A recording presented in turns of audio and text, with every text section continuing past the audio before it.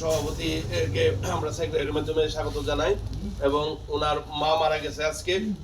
ওনার মা অবশ্যই আশা করি যে রমজানের দিন মারা গেছে জান্নাতি, ওনাকে যেন আল্লাহ তাআলা সর্বোচ্চ মাকাম, জান্নাতের সর্বোচ্চ মাকাম দান করেন। আমিন। আমাদের যেহেতু আজহার ভাই কথা বলছেন, বাদল ভাই কথা বলছেন, উমর ভাই কথা বলছেন, এই কথার রেশ ধরে আমি দু একটা কথা বলতে চাই। আমাদেরকে জিম্মাদারি হিসাবে ইউনিয়নের দায়িত্ব দেন, আমরা দায়িত্ব পালন করার জন্য চেষ্টা করি, কেউ করি না। আবার যে সমস্ত ভাইয়েরা আমরা দায়িত্ববান দায়িত্বশীল হই, ইউনিয়নের সেক্রেটারি সভাপতি অন্যান্য যে পদে আছি, এই পদের মধ্যে থাকার কারণে আমরা যদি তাদের সাথে সংযোগ না হতে পারি তাহলে দায়িত্ব পালন করব কি? সবাই একটু কথাটা একটু নজর দিই, আমরা তাহলে দায়িত্ব কিভাবে পালন করব? আমাকে কৃষ্ণপুর ইউনিয়নের জিম্মাদার হিসাবে দেওয়া হয়েছে। আমি মনে হয় সভাপতি সাহেবকে ফোন দিতে এত বিরক্ত হয়েছি যেটা বলার আর অপেক্ষা রাখে না। এই বিষয়ে আমি কমিটিকে অবহিত করছি, কিন্তু কোনো পরিবর্তন আগাইতে পারি নাই, কোনো কাজও করতে পারি নাই।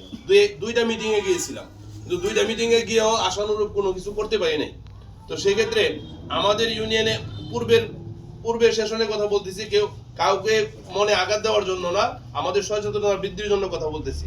আমাদের আজিজ ভাই ছিল আমাদের চরমনালী ইউনিয়নের দায়িত্ব জিম্মাদার, সেই হিসাবে একদিন একটা মিটিংয়ে উনি উপস্থিত ছিলেন এবং সেটা আমাদের ইসলামী আন্দোলনের কোনো মিটিংয়ে মিটিংটা ছিল না, মিটিংটা ছিল যুব আন্দোলনে।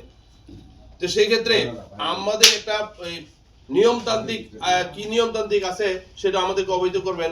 মূল কমিটি যদি কোনো ব্যক্তিকে, উপরস্থ কমিটির ব্যক্তিকে যদি দাওয়াত দেওয়া হয় তাহলে মূল কমিটির ডাকে যাবে না, শাখার কমিটি যদি ডাকে মূল কমিটিকে অবহিতের মাধ্যমে যাবে, এই বিষয়গুলো আমাদের এই কার্যক্রমের ক্ষেত্রে ব্যাঘাত ঘটে কিনা এই বিষয়টি একটু অবহিত করবেন। আর আমরা এই যে গত 2 বছর পার করেছি, কোনো পরিকল্পনা আমি পাই নাই।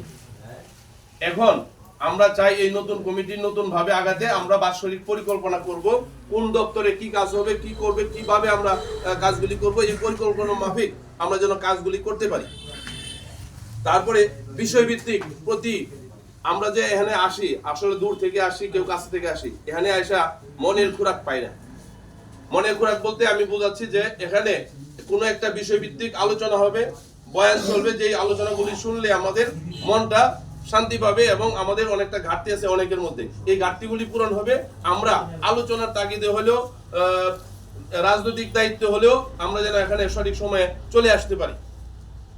দ্বিতীয় বিষয় হলো মাসিক এজেন্ডা আমাদেরকে আগে জানিয়ে দিবেন, যেমন ভাবে ফোন দিয়ে আমাদেরকে অবহিত করেন, মাসিক এজেন্ডাগুলি আমাদেরকে আগে জানিয়ে দিবেন, আমরা মাসিক এজেন্ডা এনে আইসা আলোচনা করব। কে আসলো না তার জন্য অপেক্ষা করার কোনো প্রয়োজন নেই। যে আমরা রেজিস্টার খাতার জন্য একটা কর্নারে রেজিস্টার খাতাটা লিখে দেবেন, যে আসবে স্বাক্ষর করে এখানে বসবে, এটার জন্য আলাদা কলম, আলাদা খাতা টানাটানি কোনো প্রয়োজন আমি মনে করছি না। এরপরে একটা ডেস্ক, আমি গত সেশনে বলেছিলাম একটা ডেস্ক আমি অফিসে দেখেছিলাম, এই ডেস্কটা এক জায়গায় রেখে দিবেন, আমরা ডেস্কের মাধ্যমে কথা বলবো যাতে বিষয়টা সুন্দর হয়। এইভাবে যে আমরা বসে থাকি, এই বসে থাকা আমাদের জন্য অসুবিধাজনক হয়। বয়সের ভারে এই 10 মিনিটের বেশি আমরা এইভাবে বসে থাকতে পারি না। আপনারা কে কিরকম পারেন আমি জানি না, অন্ততপক্ষে আমার অসুবিধা হয়, অনেক সময় বিরক্তি লাগে, চলে যায়, এটাও বিষয় আছে। তারপরে একটু প্লিজ কমিটি গঠন হবে সেই বিষয়ে কথা বলেছেন মনির স্যার, এই বিষয়ে আমার একটু কথা। গত 7 তারিখে জেলা কমিটি গঠনে গিয়েছিলাম, এখানে মুফতি দেলোয়ার হোসেন সাকি ভাই আসছিলেন, ওনার কথাগুলি অত্যন্ত মূল্যবান আমার কাছে মনে হয়েছে। দোয়েল স্যারও গিয়েছিলেন, তো এখানে ওনার কমিটির ক্ষেত্রে যে কথাগুলি বলেছিলেন যে আমার একটা লোকের দরকার, 35 জন লোকের দরকার নাই, 35 জন লোকের আমার কমিটির দরকার নাই, একটা লোকের দরকার, এরকম কথা বলছিলেন। যদি সে দায়িত্বশীল হয় তাহলে সভাপতি একটা লোককে দিয়েই আপনারা কমিটি গঠন করেন আর সবাই সদস্য হিসেবে রেখে দেন।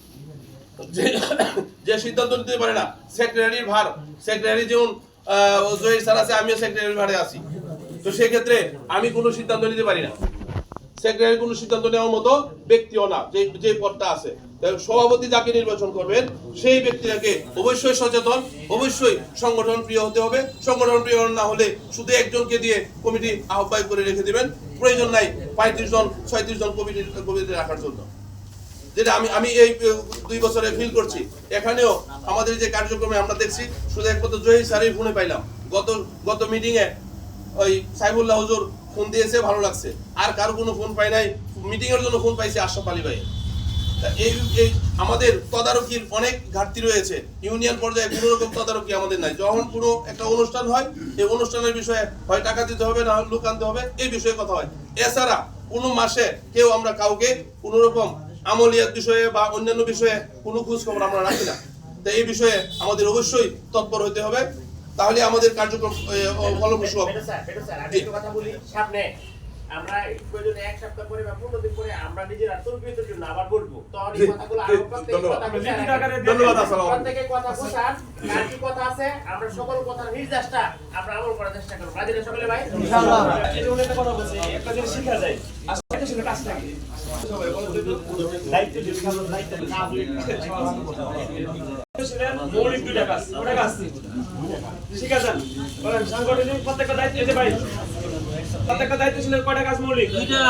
একটা হচ্ছে নিজ সংগঠনের আদর্শ প্রচার করা। এটা মেন আদর্শের বিরোধিতা করে তাদেরকে সুন্দর হিকমতপূর্ণ ভাষায় বুঝিয়ে দেওয়া। ঠিক আছে না? ভাই সুস্থ গেলে বুঝলে সুন্দর বেশি যেহেতু জুম্মার দিন আমরা সবাই তারা নির্দিষ্ট টাইমে না আসার কারণে এই অবস্থাটা হইতাছে। মাসিক মিটিং আমরা কিন্তু শুধু মাসিক মিটিং করে চলবে না। তরবিয়তের শিক্ষা বৈঠক সপ্তাহে বসার কথা। আমরা সপ্তাহে না 15 দিনে আমার বসবো শিক্ষার জন্য। রাজি না সকলে? রাজি ইনশাআল্লাহ। সপ্তাহে বসবো এটা তাইলে এই কথাগুলো আসতো না, যত এই বেশি গোলাগুলো কথা আসতো না। কারণ আমরা শুধু মাসিক মিটিং করে জায়গা নিজের শিক্ষার জন্য কিছু না। সপ্তাহে মিটিং করার